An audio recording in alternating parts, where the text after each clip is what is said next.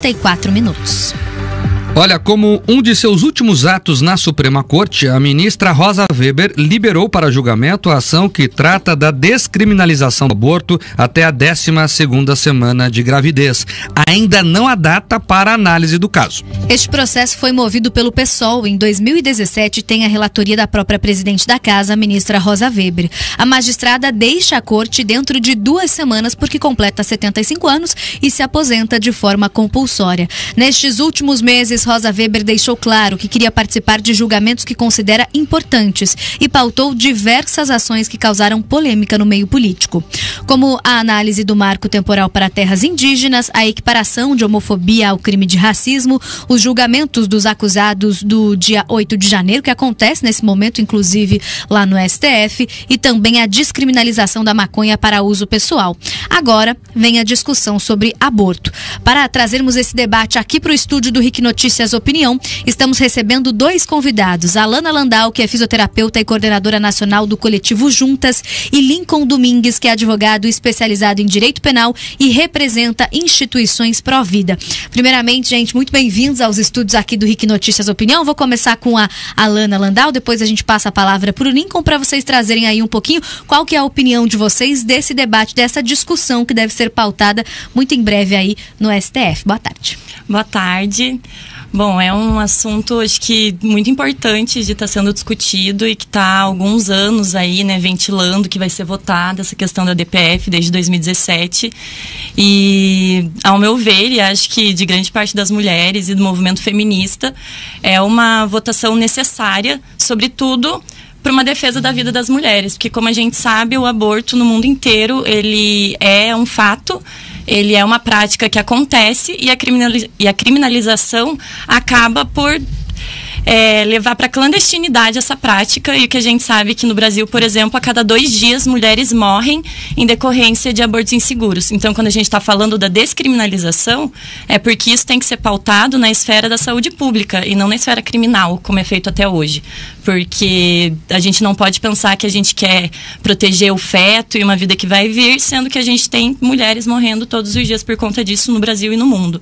Então, acho que eu sou do coletivo Juntas, é um coletivo que está pautando isso aí nacionalmente, e a gente tem muita expectativa para que a votação amplie esse debate também, né? Para que a gente consiga falar com a sociedade, consiga falar com todas as organizações que debatem o tema sobre a importância e sobre a urgência da descriminalização do aborto. Passando a palavra também para o advogado Lincoln Domingues, que também está com a gente aqui no estúdio do RIC Notícias Opinião. Lincoln, boa tarde, bem-vindo também aqui ao nosso estúdio. Queria entender o seu posicionamento sobre esse assunto.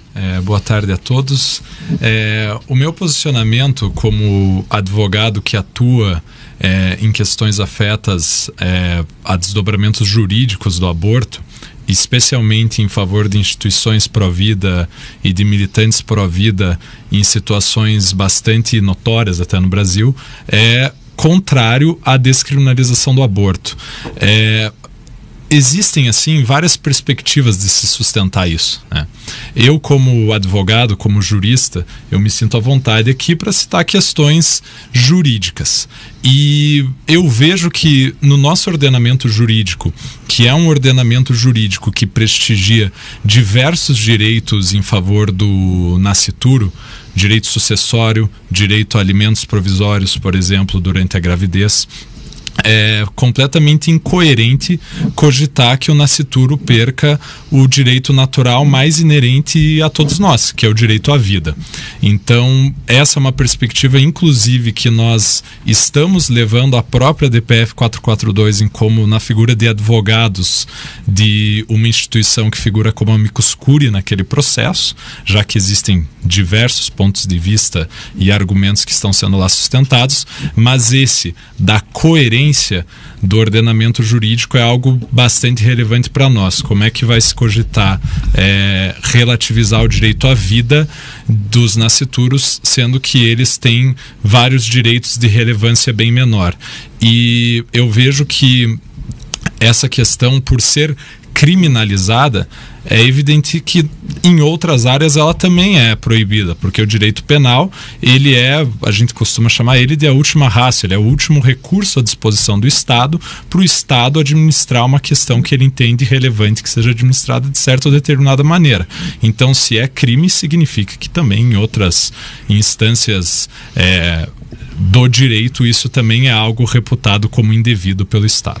Vamos lá, então, estamos conversando com Alana Landau, fisioterapeuta e coordenadora nacional do coletivo Juntas, e Lincoln Domingues, que é advogado especializado em direito penal e representa instituições pró-vida. Vamos falar então sobre direitos, né, que estão ali em discussão. Há uma defesa, Alana, dos grupos pró-vida no direito à vida, que ele seria mais importante do que o direito à dignidade feminina, que é mais o seu ponto, pelo que eu entendi. Como é que você vê essa questão agora, olhando com base nessa defesa, né, do pessoal que é contra o aborto, né? O que é mais importante, direito à vida ou direito à dignidade da mulher? Eu acho que são duas coisas indissociáveis, o direito à vida, e a gente está falando nesse caso também do direito à vida da mulher, né? E são muitas questões que vêm, que se debruçam sobre isso, que a gente pode falar, que é a questão primeiro do controle do corpo da mulher. A gente está falando de descriminalizar, inclusive porque a gente tem experiências aqui de outros países da América Latina, que tem estudos que já descriminalizaram e que se teve o índice de que as taxas de aborto diminuíram. Porque quando você não está falando sobre um crime cometido, você consegue fazer políticas públicas voltadas a acolher essa mulher que está numa situação até de vulnerabilidade e de dúvida se pode ter um filho ou não, e dando um acompanhamento, um suporte psicológico e todo acompanhamento, enfim, de saúde, para que ela possa decidir dignamente se ela quer ou não dar continuidade a uma gravidez. Quando a gente fala da criminalização como é dada hoje, a gente tem muitas mulheres agindo na base do desespero. E isso afeta diretamente a vida das mulheres. Então, para mim, é muito contraditório o movimento pró-vida quando quer defender a vida do nascituro, passando por cima da vida da mulher. Porque, assim, a questão tem as questões de saúde da mulher, mas tem muitas questões de vulnerabilidade social. Como é que você obriga alguém que está numa situação de vulnerabilidade a colocar uma outra criança no mundo que vai continuar vivendo no país que a gente vive nas mesmas situações de vulnerabilidade? A gente precisa reduzir danos. E daí a gente vai fazer o quê? Enquanto tiver criminalizado, esse assunto é o tabu, é o que a gente falou, né? É um tema que ele é muito espinhoso, que a gente não consegue chegar em qualquer lugar e falar. Agora a gente está tendo uma oportunidade, finalmente, de poder abrir esse debate, porque a Rosa autorizou a votação da DPF. Mas, se não fosse isso, a gente faz o quê com essas mulheres? Ela é uma realidade. As pessoas, a sociedade, a política, o jurídico, querendo ou não, os abortos acontecem. E isso não é de agora. Isso é desde que a gente tem civilização no mundo. Então, e o aborto aqui no Brasil, por exemplo, ele começou a ser criminalizado pelo Código Penal na década de 40. É muito recente. E é ignorar todos os processos históricos das mulheres, de onde viemos, qual foi o desenrolar da história e onde chegou até aqui. E se a gente vê o porquê que foi criminalizado, foi por uma tentativa de controle do corpo e da autonomia da mulher.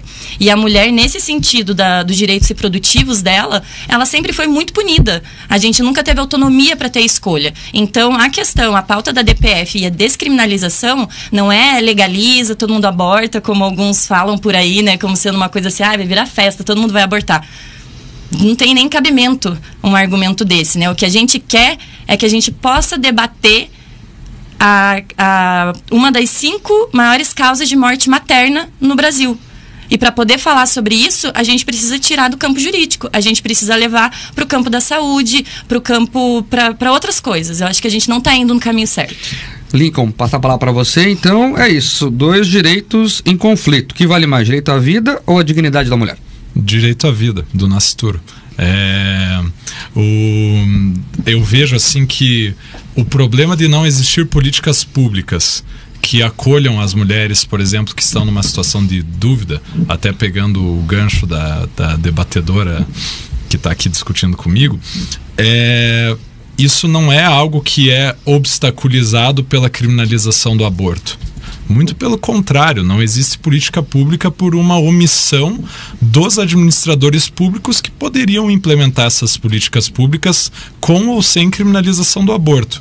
Inclusive, eu posso dizer com muito orgulho, inclusive, que as instituições pró-vida com as quais eu interajo, que eu tenho oportunidade de atender, elas são instituições que elas estão lá, inclusive, para prestar esse tipo de apoio em função de uma omissão estatal e de uma omissão, talvez, de entidades que militam sob o outro ponto de vista, né?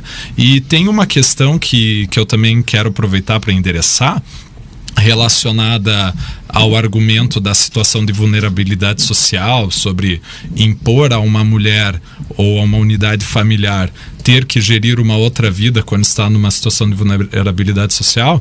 Quero dizer que esse é um tipo de questão com a qual nós não podemos negociar. Se nós abrirmos margem para esse tipo de argumento, daqui a pouco nós vamos viver em quase eugenias, né? Vamos começar a matar e a eliminar vidas para que elas hipoteticamente não sofram, não tenham a oportunidade de viver a vida e às vezes inclusive atingir condições melhores. Daqui a pouco a gente vai estar falando em eliminar idosos, em eliminar outras pessoas em situações aí de vulnerabilidade. Acho que é inclusive tirânico para com um sujeito de direitos, inclusive direitos bem menos relevantes, como eu falei antes, direitos de índole patrimonial, você os colocar aí numa posição de perder esse direito mais natural e inerente a todo mundo. Quer falar, Alana? Não, eu quero, porque essa questão, né, do que você comentou do Estado ter que suprir, daí me fez lembrar de um fato que aconteceu recentemente, há alguns anos, que foi aquela menina do Espírito Santo que sofreu violência sexual. Ela tinha 10 anos, ela engravidou e por conta da e isso que o aborto após crime sexual, ele é permitido por lei. E mesmo assim, pela moralização que é colocada sobre esse assunto e também pela criminalização, a gente viu o horror que foi feito em torno de uma criança de 10 anos que foi praticamente obrigada a ter um filho e que ela teve que ser retirada às pressas para outro hospital de outro estado para que ela tivesse o seu direito garantido. Então não dá para falar que as mulheres, no geral, elas têm os seus direitos mínimos e básicos garantidos. E lembrando que quando a gente fala da DPF, um dos principais argumentos é porque a DPF 442, ela entende que a criminalização do aborto, ela fere direitos constitucionais inerentes à mulher, que é o direito à liberdade, o direito à autonomia, o direito a uma vida digna, que não seja passível de tortura, de situação degradante, e tudo isso a gente viu uma criança sendo colocada nessa situação. Não adianta, a criminalização do aborto, enquanto acontecer, enquanto tiver sido dada dessa forma, ela vai fazer com que crianças sejam mães cada vez mais. E daí vai dizer que vocês são pró-vida, mas daí uma criança ser violentada e ter um filho, tá tudo bem? Pra mim não tá tudo bem. Eu tenho certeza que para muita gente não tá tudo bem também. Então tem muitas camadas que eu acho que são desconsideradas. E você falar que é pró o nascituro em detrimento da vida de uma mulher, assim, não sei nem o que dizer e o que argumentar, porque é uma questão ideológica mesmo. Para mim, o que eu quero com a DPF, com a descriminalização do aborto, realmente é garantir a dignidade e a vida de quem já está aqui, de quem está batalhando para ter os seus direitos minimamente garantidos, como é o caso das mulheres em relação aos seus direitos reprodutivos. Então, acho que enfim. Lincoln, quer responder? A gente tem hoje, claro, exceções, né, a essa regra da criminalização, e esse caso que a Alana trouxe aí foi bastante emblemático em todo o país, né, dessa criança aí lá no Espírito Santo. Não sei se você quer respondê-la. Até uma questão bem interessante. Você está falando com o advogado de um dos militantes envolvidos nessa situação do Espírito Santo, então eu conheço bem esse caso. Posso assegurar que não houve ao contrário do que foi muito dito e propagandeado pela mídia, não houve qualquer tipo de constrangimento por parte dos militantes pró-vida em relação a essa criança. Eles nunca chegaram perto dessa criança, inclusive, diga-se de passagem, interagiram quando muito com os familiares dela, quando ela já nem estava mais lá na cidade de São Mateus, onde ela vivia. E um adendo aí, talvez, que eu gostaria de responder, é que quando se diz que não tem nem o que se dizer sobre isso, é porque não tem mesmo.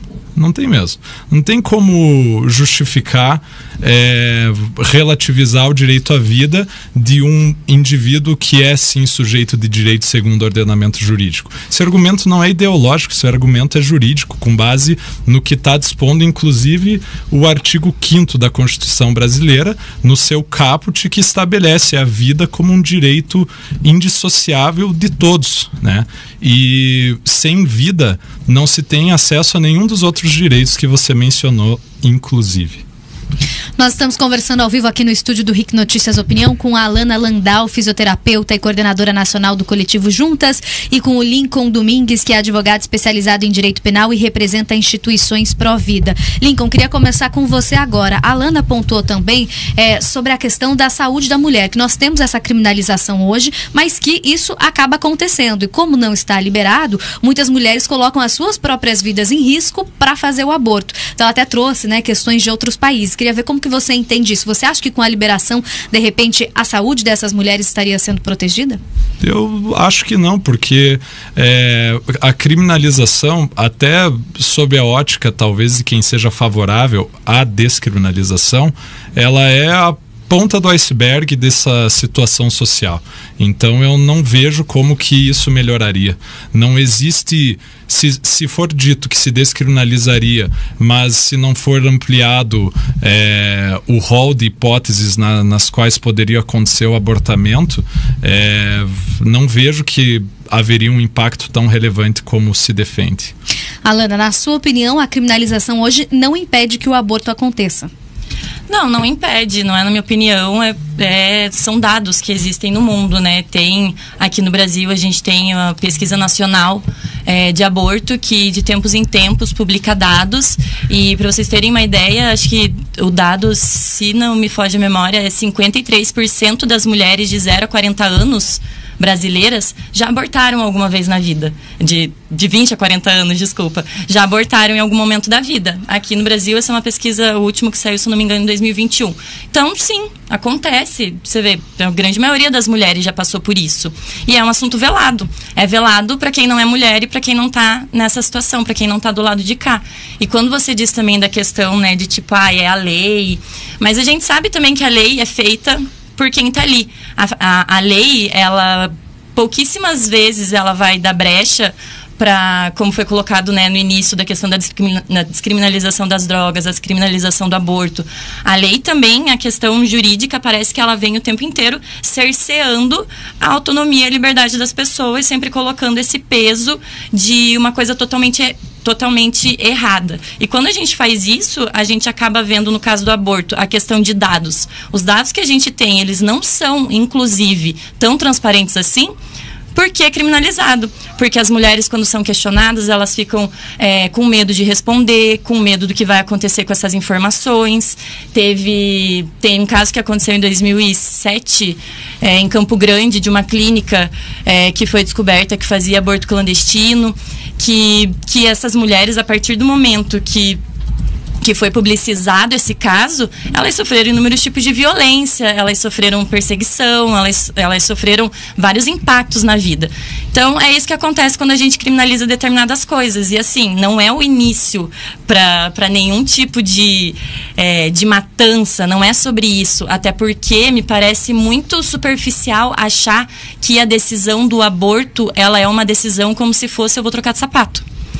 Passa por tantas coisas que, assim, eu, enquanto mulher, consigo imaginar. Alana, eu queria reforçar esse debate, você já falou isso, mas eu queria me aprofundar, né, com os dois convidados sobre exatamente isso, né? Há uma discussão sobre o aborto ser tratado como um método contraceptivo. Como é que o movimento feminista, né, e o movimento de defesa das mulheres enxerga isso?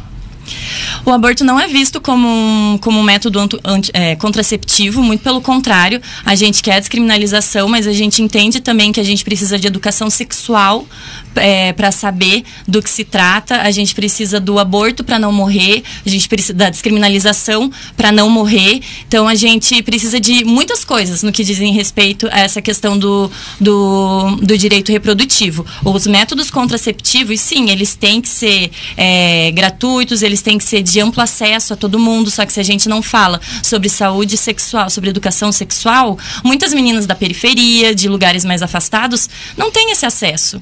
É uma outra cultura. A gente está falando de um Brasil enorme, gigantesco, em que a gente sabe onde as cidades mais desenvolvidas, os estados mais desenvolvidos vão ter acesso, e uma grande parte da população não vai ter acesso a essas coisas.